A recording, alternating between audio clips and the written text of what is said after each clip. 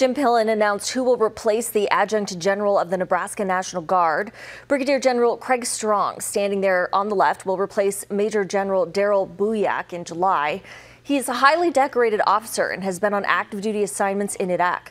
Strong has spent 35 years in the military and has been a brigadier general since 2020. He's also a fifth-generation Nebraskan. Craig, you have the exquisite combination of eloquence, humility, and commitment and passion to serve, and I have the utmost confidence in you as the next adjutant general. Congratulations. The change of command will take place July 8th at Pinnacle Bank Arena. Bouillac is currently the longest-serving adjutant general across the United States.